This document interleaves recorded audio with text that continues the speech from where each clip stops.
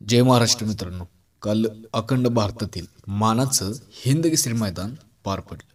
मित्रांनो, काल बरेच व्हिडिओ पोस्ट व्हायरल होत होत्या. दशम हिंद केसरी बकासूर झाला.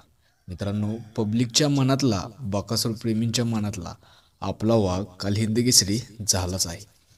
पण मित्रांनो, बकासूरच्या गाडीला काल निकाल का दिला नाही? खरंच बकासूरची गाडी फॉल होती का? मित्रांनो, तर राजा आणि अर्जुनच्या गाडीला निकाल का दिला? तर मित्रांनो, सेमी एकचा निकाल कस काय दिला? राजा आणि अर्जुनची गाडी फॉलो होती.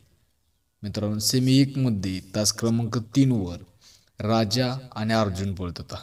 मित्रांनो, अर्जुन लॉबी टच झालाय, यात वादच नाही. मित्रांनो, अर्जुन लॉबी टच झालाय, यात वाद नाही. फक्त विषय असा होता की यात्रा कमिटीचा असा निर्णय होता, नियम होता की लॉबी टचला निकाल आहे, पण तास पलटी झाला तर निकाल नाही. तसंच राजा आणि अर्जुनच्या बाबतीत घडलं. मित्रांनो, अर्जुन लॉबी झाला होता, पण तास पलटी झाला नव्हता. आपल्याला व्हिडिओच्या माध्यमातून दिसत असेल की सेमी एकमध्ये राजा आणि अर्जुन लॉबी टच झाला, पण तास पलटी झाला नव्हता. तसं आपल्या बकासूरच्या बाबतीत नाही झालं. मित्रांनो, दशम हिंद केसरी बकासूर झालाच आहे, त्यात वाद नाही. फक्त विषय असा झाला की पब्लिकनं घोळ केला. पब्लिक जर आपल्या बक्याच्या तासात आलंच नसतं तर बक्या आपला तास पलटी झालाच नसता, एवढं मात्र खरं आहे. पण मित्रांनो, आपला नवम हिंद केसरी बकासूर पब्लिकच्या आणि जनतेच्या मनातला हिंद केसरी झाला आहे, यात वाद नाही.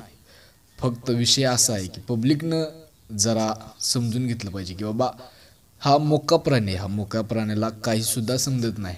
पण आपल्या प्रेमाखातर मित्रांनो, आपला बकासूर आणि घोटचा सर्जा पब्लिकमुळं एकमेव यात्रा कमिटीचं यात काहीसुद्धा चूक नाही. पब्लिकमुळं यात बकासूरला हार पत्करावी लागली. असून द्या भावांनो, आपला देव बकासूर कायम गुलालात आणि चर्चेतच असणार आहे. कारण पब्लिकच्या मनातला हिंद केसरी हा बकासूर झालाच आहे.